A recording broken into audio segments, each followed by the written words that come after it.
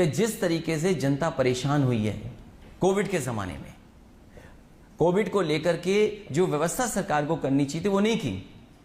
जनता को अनाथ छोड़ दिया सरकार ने और लोगों को अपना इंतज़ाम खुद करना पड़ा। जो ऑक्सीजन नहीं पर्याप्त मिल पाई, दवाई नहीं मिल पाई, बिस्तर नहीं मिल पाए, लोग सड़कों पे घूमते रहे, लोग अस्पताल न पहुंच नहीं पाए, जान पहले चली गई। और कई परिवार ऐसे हैं जिनकी न जाने कितने सदस्यों की जान गई है। हम जानते हैं बुंदेलखंड में देख लीजिए, उत्तर प्रदेश के किसी हिस्से में देख लीजिए, लोग परेशान हैं आज महंगाई से, लोग परेशान हैं सरकार की नाकामी से। आखिरकार कैसे छिपाएंगे नाकामी? तो ये जो पंचायत के चुनाव हुए हैं, ये सही है कि पंचायत के चुनाव हैं, लेकिन कहीं ना कहीं जनता का मन पता लग गया है। इसीलिए आपने देखा होगा दिल्ली से लखनऊ तक मीटिंगें होती रहीं। मुख्यमंत्री जी खुद अपनी परेशानी में हैं, सरकार परेशानी में है। कभी दिल्ली वाले लखनऊ चक्कर लगा रहे हैं, कभी लखनऊ वाले दिल्ली में चक्कर लगा रहे हैं। तो ये केवल पंचायत के चुनाव का असर है। और मैं आपको यकीन दिलाता हूं उत्तर प्रदेश की जनता भारतीय जनता पार्टी को सबक सिखाने के लिए तैयार है। लेकिन अखिलेश जी, आप इतना हल्के में उनको ले रहे हैं। 3 बड़े चुनाव जीते, 2 लोकसभा के जीते, 1 विधानसभा का यूपी का जीता। तो आप अपनी तैयारी के बलबूते ऐसा कह रहे हैं या उनके वजह से आपको लगता है कि आपकी सरकार आएगी? उत्तर प्रदेश की जनता जो आश्वासन दिया गया था, जो उन्हें भरोसा दिलाया गया था, यही भारतीय जनता पार्टी जिन्होंने अपना संकल्प पत्र जनता के सामने रखा था। आज भारतीय जनता पार्टी को पीछे मुड़ के देखना चाहिए कि जो वादे किए थे कितने वादे पूरे हुए हैं। किसान को कहा कि इनकी आय दोगुनी हो जाएगी, लेकिन किसान के ऊपर किस तरीके से काले कानून थोपे जा रहे हैं।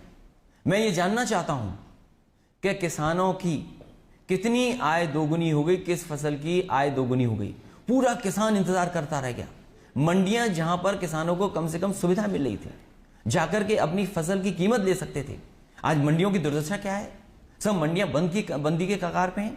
और जो कानून लागू हो जाएंगे उसके बाद किसान की आय कैसे दोगुनी हो जाएगी? कौन पूछेगा किसान को? आज बताइए सरसों का तेल कितना महंगा हो गया और किसान से सरसों किस भाव खरीदी जा रही है। आज बाजार में लगातार आटे की कीमत बढ़ती चली जा रही है। जितने भी आटे से चीजें बनी उसकी कीमत बढ़ती चली जा रही है, लेकिन गेहूं क्या किसान का खरीद पाए? क्या इससे पहले धान खरीद कर ली सरकार ने? हमारे उत्तर प्रदेश का डेयरी सेक्टर इतना स्ट्रॉन्ग, जो हमारी इकोनॉमी और उत्तर प्रदेश की अर्थव्यवस्था ठीक करता है, आज डेयरी सेक्टर को खत्म कर दिया इन्होंने। पर अखिलेश जी, सवाल ये उठता है कि कोरोना काल में आप सरकार पर हमलावर रहे। अगर आपकी सरकार होती तो आप क्या करते? क्या ऐसी आप निपट पाते उतना? अब जहां तक समाजवादी पार्टी की देन है उत्तर प्रदेश की जनता के लिए, मैं जानना चाहता हूं उत्तर प्रदेश के मुख्यमंत्री निकले बाहर, किस अस्पताल में गए? जो समाजवादी सरकारों में बने हुए अस्पताल हैं उन्हीं का निरीक्षण किया जाकर के। कोविड में सबसे ज्यादा काम अगर कोई अस्पताल आए हैं तो समाजवादी सरकार के बने हुए अस्पताल काम आए। 108, 102 एम्बुलेंस जो उत्तर प्रदेश में लागू थी, समाजवादी सरकार में संख्या बढ़ा दी थी, वही एम्बुलेंस काम आई। मैं इनसे जानना चाहता हूं कि आखिरकार उत्तर प्रदेश के स्वास्थ्य को लेकर के कितनी चिंता थी। कोविड में बहुत समय मिला सरकार को, टीम 11 बनाई गई, सबसे महत्वपूर्ण अधिकारी बैठे टीम 11 में। लेकिन योगी जी तो ये कह रहे हैं कि उनकी जो प्रशंसा पूरी दुनिया भर में हो रही है उनके काम को लेकर के, जिस ढंग से कोरोना को कंट्रोल किया गया। हमारे मुख्यमंत्री जी को यह पता ही नहीं है कि विज्ञापन देकर के प्रशंसा हो रही है।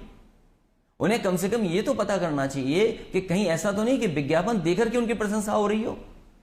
लेकिन अखिलेश जी, सवाल तो आपके ऊपर भी उठता है कि आपने जो बयान दिया कि ये बीजेपी की वैक्सीन है, उसको लेके भ्रम की स्थिति बनी, लोगों में गलतफहमियां हुई और लोग भ्रमित हुए। लेकिन उसके बाद आपके पिता नेताजी मुलायम सिंह जी ने वैक्सीन लगवाई, तब आपको क्या लगा? आपका क्या रिएक्शन उसके ऊपर?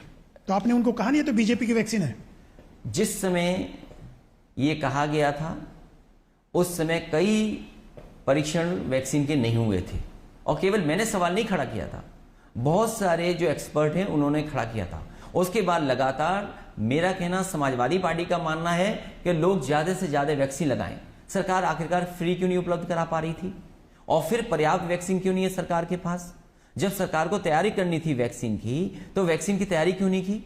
आज दुनिया में तमाम देशों ने अपने पूरे के पूरे नागरिकों को वैक्सीन लगा दी, लेकिन क्या है आप वैक्सीन नहीं लगा पाए। तो अब आपका कहना है कि वैक्सीन लगवानी चाहिए लोगों को। और मैं कोई एक व्यक्ति नहीं हूं जो छूट गया हूं।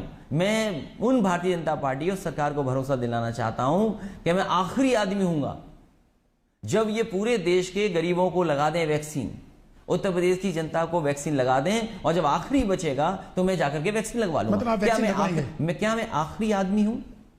पहले तो इन्हें पूरे गरीब, मजदूर और जिनको निकलना है काम के लिए, जिन्हें अर्थव्यवस्था को